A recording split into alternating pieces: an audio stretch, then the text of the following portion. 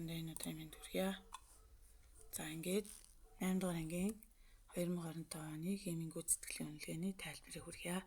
За өгөгдсөн тэмдэглэгийг ашиглан фосфорын атомын протоны тоог тодорхойлно гэж байна. За тэгэхээр энэ дээр бол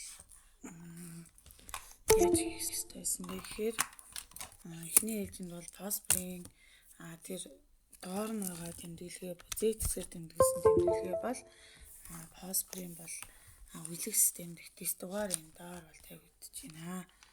За тэгэхээр одоо энэ дээр X элементийн хувьд бол энэ дээр бол тухайн элементийн дэс дугаар тавигдаж байна. Энд байгаа А бол нуклеоны тоо буюу нуклеоны тоо гэдэг бол массын тоог бол илэрхийлж байгаа. За ингээд нуклеоны тоог илэрхийлж байна. За тэгэхээр тухайн элементийн одоо атомын хувьд бол цахилгаан сармаг атомын хувьд бол тухайн элементийн дэс дугаартай атомын хувьд дэс дугаар нь бол протоны тоотой тэнцвэртэй учраас энд бол 15 протон байна. Тэгэхээр нейтроны тоог олгож эхлээгүүл дээр нь олохоор байсан бол атом массаас шууд протоныг яасан тий. За тэгэхээр 31-ээс 15-ыг ясаад 16 нейтрон байсан байна гэж үзэн. За яг ерөнхийдөө бол протоныг л асуусан учраас хасч олох шаардлагагүй шууд л хариулт нь зөв байсан байна. За дараагийн тест нь болохоор зарим элементүүдийн атомын электроны хуваарлтын зураг өгөгдөжээ. Эдгээрээс хөнгөн цагааны атомын электроны хуваарлтыг сонгоно гэж байна. За тэгэхээр энэ дээр бол бид нар яах вэ гэхээр үлэг хүснэгтэй бол гэхдээ энэ дээр бол үлэг хүснэгт өгөөгүй байсан тийм ээ. За тэгэхээр энэ дээр бол үлэг хүснэгт өгөөгүй байсан. Биднэрт бол ерөнхийдөө бол үлэг хүснэгтээсээ хөнгөн цагааны одоо дэс дугаарыг бол харах хэрэгтэй. За хөнгөн цагаан бол энд байж байна. За энэ Монгол нэр юу мөг нөгдөг юм байна. Тэгэхээр хөнгөн цагаан бол дэс дугаар нь энд бол 13 гэж. За дээрээ байгаа нь дэс дугаар, дундаа байгаа химийн тэмдэг атом масс бол доороо байх нэ. Энд бол массын тоо байгаа гэсэн үг байна шүү дээ. За тэгэхээр хөнгөн цагааны атомын электроны хуваарлт хэд байх ёстой вэ гэхээр дэс дугаар гэдэг бол цахилгаан сармаг атомын хувьд бол хөнгөн цагааны дэс дугаар нь бол 13 байгаа учраас протоны тоо нь 13, электроны сөрөг цэнэгтэй электроны тоо бол 13 байх ёстой. За энэ дээр бол 1-р давхран дээр бол 2 электрон, 2 дээр 2, 4, 6, 8 ингээ 10 боллоо. 10 дээр гадаад давхраанд 3-р давхраанд бол 5 электрон ингээд 15 электрон байж гин. Энэ дээр бол 17 электрон 1 дээр 2, 2 дээр 6 гэхээр 8 дугаар элемент байна. За 1 дээр 2 байна. 2 дээр 8, 10, 11, 12, 13 электрон байна. За тэгэхээр 13 электронтой буюу D хариулт нь зөв байсан гэсэн үг. За дөрвөн металлыг хүчилтэй харилцан үйлчлэх уралд оруулж химийн идэвхийг шалгасан дараах зургаас ажиглаад аль металл нь химийн идэвх хамгийн багтаа вэ гэж. За энэ дээр бол энэ жижигхэн бөөрөн хийгээр юу төрсөлж байгаа гэхээр хим бөмбөлөг тухайн урвал бол хүчилтэй металл бол хүчилтэй уралд орохоор юу үүсгдэг вэ гэхээр устөрөгчийн хийг бол ялгаруулдаг. За тэгээд энэ устөрөгчийн хийн бөмбөлөг нь ингэж харагддаг гэсэн үг. За ингээд устөрөгч ялгарч энд бол устөрөгч огт ялгараагүй байна. За энэ дээр бол устөрөгч ялгарсан байна. Энд ч гэсэн ялгарсан байна. За тэгэхээр эндээс хамгийн идвэх багтаа нь бол аль байсан бэ гэхээр B яагаад вэ гэхээр энэ урвалаас одоо хий ялгараагүй учраас энэ бол B хариулт нь зөв байна. Идэвхийг шалгаж дараах зургаас ажиглахад аль металл нь химийн идвэх багтаа байна вэ гэвэл хамгийн багтаа нь бол B хариулт байна. Хамгийн идэвхтэйгээс нь бага руу нь чигсаа гэвэл A хамгийн идэвхтэй, дараа нь хим бөмбөлөг их ялгарсан C байна. Дараа нь D байна. Хамгийн идэвхгүй нь бол B буюу хим бөмбөлөг ялгараагүй учраас B хариултыг бол дугуулах байжээ. За үеийн дагуу хойшлоход цахилгаан сармаг атомын ямар шинж чанар буурах вэ гэж байна. За тэгэхээр үеийн дагуу хойшлоход металл шинжтэй элементүүд үеийн эхэнд байдаг бол үеийн дагуу хойшлоход металл биш шинжтэй элемент байрладаг гэсэн үг. За тэгэхээр буурах юм нь металлаас металл биш рүү явж байгаа учраас металлын шинж бол буурдаг. Массын тоо бол энэ дээр одоо жишээлбэл литий, берилий, бор, нүүрс дөрвч, азот, хүчил дөрвч, фотор, неон гэдэг ингээ 2 дугаар үеийн элементүүдийг аваад үзэхэд массын тоо 7, 9, 11, 12, 14, 16, 19 гэх мэтлэнгээр массын тоо нэмэгдэж байна. Тэгээ бүлгийн дугаар бол энэ чинь 1-р бүлэг, 2-р бүлэг, 3-р бүлэг, 4-р бүлэг, 5-р бүлэг, 6-р бүлэг, 7-р бүлэг, 8-р бүлэг гээд бүлгийн дугаар нь бол нэмэгдэж байна. Тэгэхээр металлаас металл биш шинж рүү явж байгаа учраас металлын шинж нь бол буурдаг. За дараах зурагт хэмжээ цилиндрт байх усан дээр металл шоу хийсэн. За цилиндрт хийсэн металл шооны эзэлхүүнийг тооцоолно гэж байна. За анх болвол энэ дээр бол хэд байсан бэ гэхээр за энэ дээр бол 1, 2, 3 юм байна. За анхны эзэлхүүн бол ус юм байна. Усны эзэлхүүн бол 3 см3 байсан. За тэгвэл шоо болон усны нийт эзэлхүүн нь шоог нэмсний дараа 4 энд байна. Энэ за 1, 2, 3, 4, 5 энд байна. За ингэхээр эзэлхүүнийг олохдоо шооны эзэлхүүнийг олохдоо мэдээж хасна. За тэгэхээр хэдээс хэдийг хасах вэ гэхээр шооны эзэлхүүнийг олохдоо 5 см3-аас 3 см3-ийг хас гэсэн. За тэгэхээр хэд гарч ийн вэ гэхээр 3 байсан баха эхнийх нь T3 дараагийнх нь 5. Тэгэхээр 2 см3 буюу за тэгэхээр энийг бол яг нарийн одоо бас харуулж бас болно л да. 2 буюу хариулт нь бол зөв байсан байна гэж үзэгнэ. За дараагийн тест руу оръё. 2 см3 буюу хариулт. За дараагийн металлын оксид металлын оксид дээр нэмэх нь хүчил давс ус гэсэн оруулаа. Натрийн нитратын давс гаргаа авахад ямар бодисуудыг ашиглах хэрэгтэй вэ гэж. За тэгэхээр металлын оксид гэсэн учраас оксидтай юм хэрэгтэй. Тэгэхээр оксидаас эн чинь бол азотын хүчил гэдэг бол устөрөгчийн нитрат шүү дээ. За ингээ устөрөгчийн нитрат гэхээр нитрат. Тэгэхээр натрийн нитрат дээр нэмэх нь ус болно гэсэн үг байхгүй юу?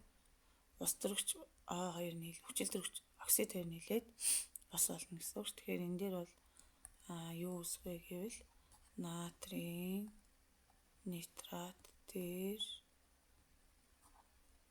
нэмэх нь ус болно гэсэн үг. За энэ бол натрийн сульфат хүрийн хүчил гэдэг бол устөрөгч болон сульфат гэсэн ийм хоёр яануудаас тогтдог те. За тэгэхээр энэ дээр бол натрийн сульфат болон устөрөгчийн карбонат бол нүүрс хүчлийнхээ ус үүсгэн штэ. За тэгэхээр энэ бол биш байна. За калий дээр азотын хүчлийг нэмэхээр энэ дээр бол энэ давс ба ус бол за металлын оксид гэсэн учраас калийн юу гэж хэлсэн юм бэ? Нард нэг үг байсан байна. За тэр нь алга байна. За тэгэхээр ер нь бол 6-гийн аль хариулт байсан бэ гэхээр юу гаргаж натрийн нитрат гаргаж байгаа гэж байна. Тэгэхээр B хариулт нь зөв байжээ. За дараагийнх нь натрийн нитрат гаргаж байгаа. Тэ зөв. Доорх үснэгтэнд зарим элементийн электроны хуваарлтыг харуул аль хоёр элемент нь нэг бүлэгт оршихгүй гэж. За энэ юу гэсэн үг вэ гэхээр жишээлбэл одоо энэ 1-р электрон давхраа, 2-р электрон давхраа, 3-р электрон давхраа. За ингэж хийх хэрэгтэй. 1-р элементийн хувьд элемент 1 1-р давхраан дээр 2 2 дээр 1 3-р давхраа гэж байхгүйсэн байна. 3-р давхраа гэж байхгүй наа 1-р элементийн хувьд. За дараа нь 2-р элементийн хувьд бол 1-р давхраан дээр 2 2 дээр 1 байсан байна. Дахиад уудлах юм уу? За 3 дугаар элементийн хувьд бол 1-р давхраан дээр 2, 2 дээр 5 байсан байна. За дараа нь 4-р элементийн хувьд бол 1-р давхраан дээр 2, 2 дээр 8, 3 дээр 1. Аль хоёр элемент нь нэг бүлэгт байрлах боломжгүй вэ гэж. За энэ 3 бол нэг бүлэгт байрлана. Яагаад гэвэл гадаад давхрааны электроны тоо нь ижилхэн байгаа учраас эдгээр 3 элемент бол нэг бүлэгт байрлана. За дараа нь байрлах боломжгүй нь 3-таа хариултал юм байна. 3-таа тэгээд эдгээр бол 1 2 бол нэг бүлэгт байрлаж гадаад давхрааны электроны тоо адилхан юм чинь 3-таа 1 3 2 бол нэг бүлэгт байрлах боломжгүй. 1 4 бол нэг бүлэгт байрлана. Бүгдээрээ 1-р бүлэг биш гадаад давхраандаа 1 электронтой учраас 2 ба 4 ч гэсэн за ингээд би хариулт нь байжээ. За калий хлорид давс гаргаан ухруулын өгөн зэгтгэлийг гүйцээх тохир байцаад. За энийг хийхдээ эхлээд кальцийн хлорид эхлээд сайхан бичиж авъя. Нэмэх нь кальцийн тэнцүү юм байна. Кальцийн карбонат гэж. Тэгээд нэмэх нь натрийн хлорид үүсжээ. За тэгэхээр тэр асуултын тэмдгийн оронд юу байсан бэ гэж асуугаад байна шүү дээ. За тэгэхээр одоо ингэдэг шүү дээ. Захын 2, голын 2 гэдэг юм. Тэгэхээр кальцийн хлорид нь энд байж шүү дээ. Тэгвэл одоо энэ дээр натрийн карбонат гэж солилцох оруул байсан байна шүү дээ. Натрийн карбонат гэхээр энэ хоёр хоорондоо холбогдлоо. Энэ хоёр хоорондоо холбогдоод сольж ин тэ биенийхээ сольж авч байгаа учраас солилцох оруул гээд тэгээд энэ дээр бол 8-ын натрийн карбонаттай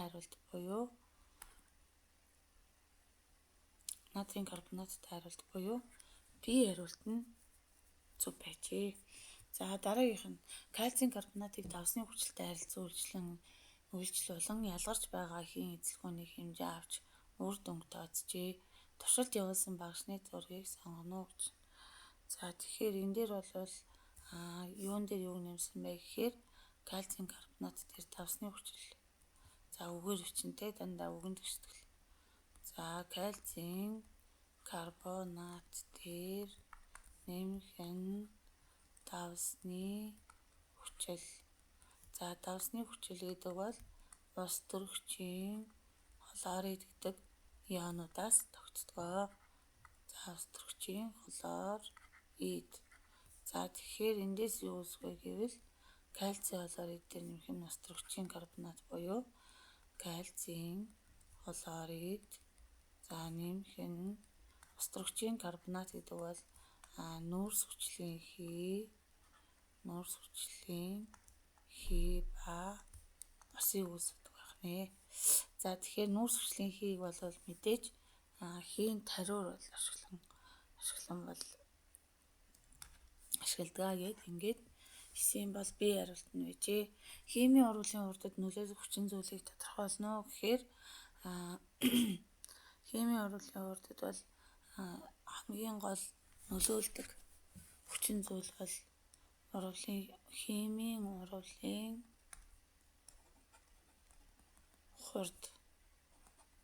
За хамгийн нэгдүгüрт бол их утсын концентрац нөлөөлнө. Хоёрдугаарт нь температур нөлөөлнө. За гуравдугаарт нь катализатор нөлөөлнө. Дөрөвдүгээрт нь гадаргуугийн талбай буюу гадаргуугийн талбай гэдэг нь жижиглэх гэсэн нунтаглах гэсэн ойлголтыг авч үздэг. За ингээд 10-ийн B хариулт нь зөв байж. За дулаан ялгарах процесс гэж байна. За үүнийг хийхийн тулд бодис болвол хатуу гэдэг нь усны хувьд дандаа арс учраас мөс юм байна. Хатуугаас шингэн шилжих нь бидний хэлж заншсанаар энэ бол ус юм аа. За усыг би хийн төлөв шилжүүлэхийн тулд усны уур болгоно гэсэн. Хатуугаас шингэн шилжүүлэхийн тулд Энэ бол хайлах гэсэн үг. За хайл болохын тулд гаднаас дулааныг өгөх учраас дулаан шингээх юм байна. Дулаан шингээх. Өөрөөр хэлбэл хатуу байгаа одоо хатуу байгаа ямарваа нэгэн зүйлийг бол шингэн шилжүүлэхийн тулд заавал халааж өгдөг. Өөрөөр хэлбэл энэхүү процесс нь бол дулааныг шингээж явагддаг гэсэн үг. Эндодерм гэдэг нь дулаан шингээх гэсэн утгатай байх нэ. За шингэнээс хийрүү шилжихийн тулд мөн ялгаа байхгүй эндодерм байдаг. За дараа нь хатуугаас шингэнээс хийрүү шилжихийн тулд дулааныг шингээж явагддаг. За шингэнээс хийн шилжихийг бид нар уурших гэж нэрлэдэг. За хийгээс шингэн шилжихийг буцаад конденсац гэж нэрлэдэг. Дахиад шингэнээс хатуу руу шилжихийг бид нар хайлах хөлдөх буюу зарцах гэж нэрлэдэг. За тэгэхээр ус хөлдөх бол тэгэхээр энэ нөгөө хийгээс шингэн шилжихийн тулд нөгөө шингээсэн дулаанаа буцаагаад ялгаруулдаг учраас энэ бол ямар процесс байдаг вэ гэхээр экзотерм байдаг. Шингэнээс хатуу руу шилжихийн тулд мөн шингээсэн дулаанаа буцаагаад ялгаруулдаг. Өөрөөр хэлбэл бодис хийгээс шингэнээс хатуу руу шилжүүлэхийн тулд экзотерм буюу дулааныг ялгаруулах байдаг. За дулаан ялгарах процесс аль нь вэ гэхээр экзотерм гэдэг нь дулаан ялгарах гэсэн үг байх нэ. Тэгэхээр аль нь байсан бэ гэхээр конденсаттай юм байна. Дулаан ялгарах нь нэгийн гейттэй юм. Энэ байна. Нэгийн гейт ганцхан левелд байгаа шүү. За дараа нь хөлдөх гэсэн юм байна. Ус хөлдөх байж болно. Нэгийн ээжтэй зүв байна. Дулаан шингээх гэхээр 2-ын бэтэй. Усыг хайлуулахын тулд дулааныг өгч таарна тий.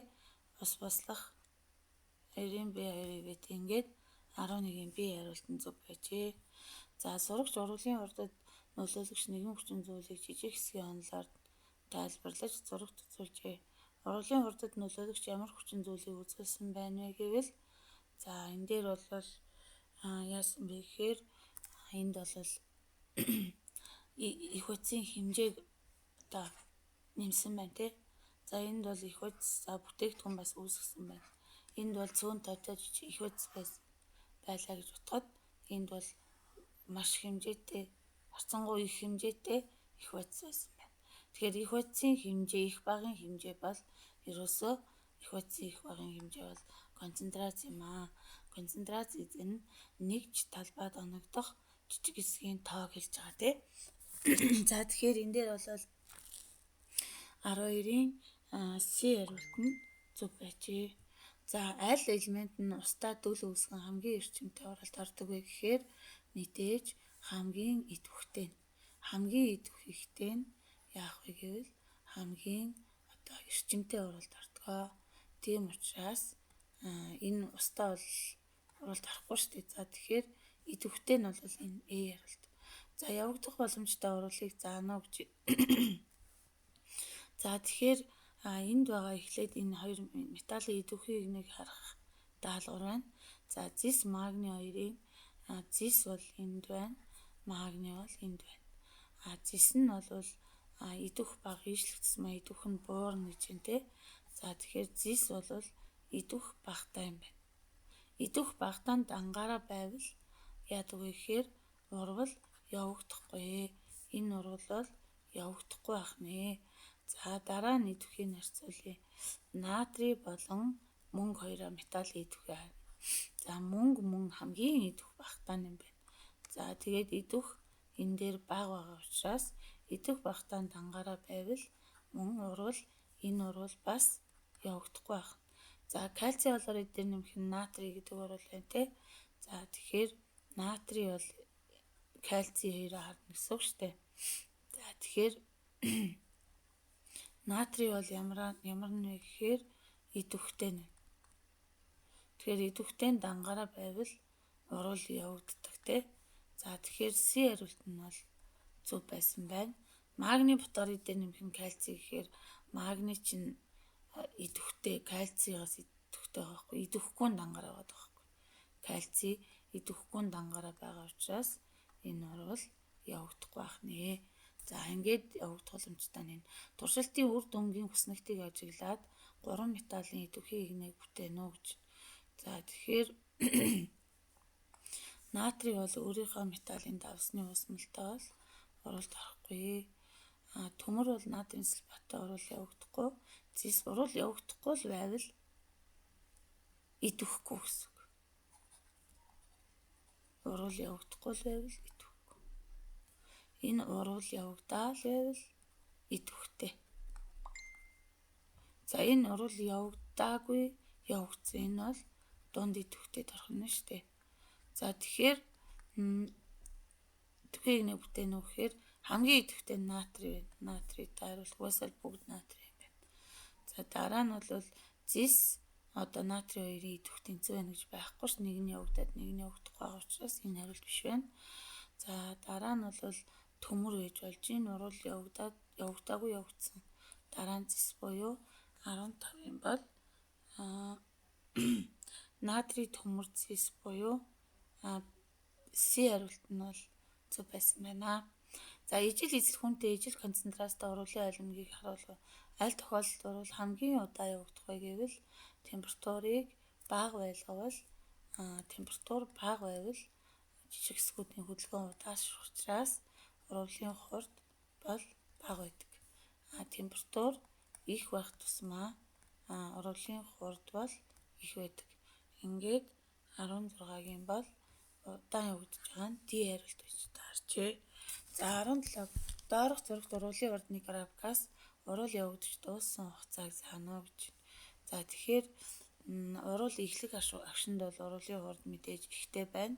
Яагаад гэвэл жижиг хэсгийн их утсын хэмжээ их байгаа учраас энд бол оруулын хурд их байдаг.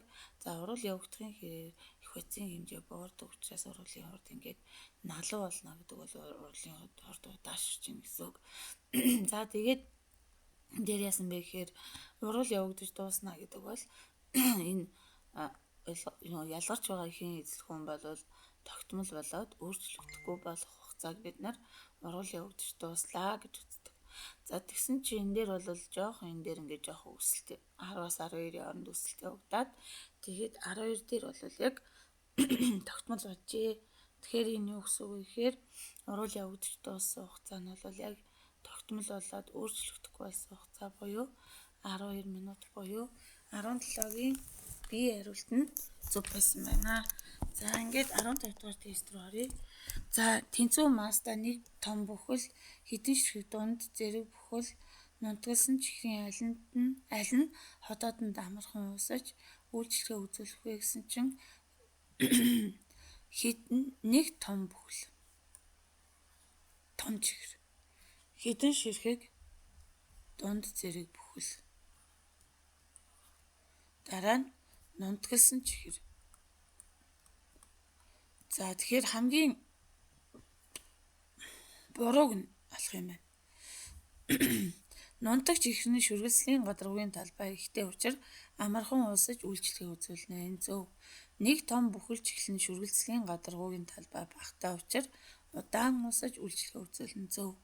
Нэг том бүхэл чихрийн шүргэлслийн гадаргуугийн талбай ихтэй учир амархан уусаж үйлчлэгээ үзүүлнэ. Нэг худлаа штэ. Том юм чи удаан уусна штэ. Хотоодны температур тогтмол учраас адилхан хугацаанд үйлчлэгээ үзүүлнэ гэд буруу байна. Ингээд 1-2-той хариулт байдгүй шүү. Бурууг нь болох юм байна. Бурууг нь болох учраас 3-4-тэй хариулт буюу 18-ын бол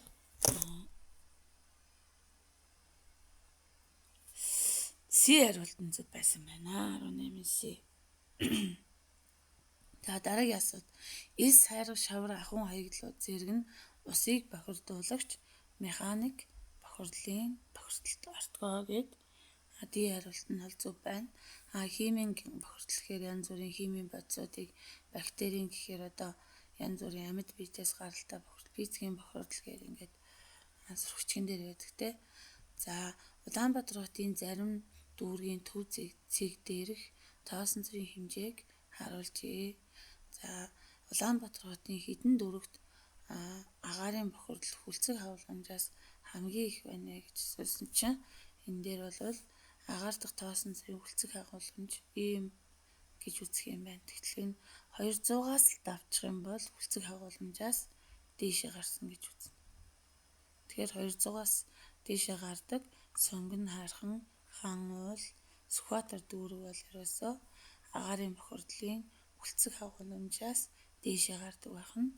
Харин налаах дүүрэг бол хамгийн бага агаарын бохирдолтой, Баян зүрх Чингэлтэй гэсэн дүүргүүд бол харьцангуйгаар бага бохирдолтой байдаг юм байна. За ингээд анхаарал хандуулсан явдалд баярлалаа.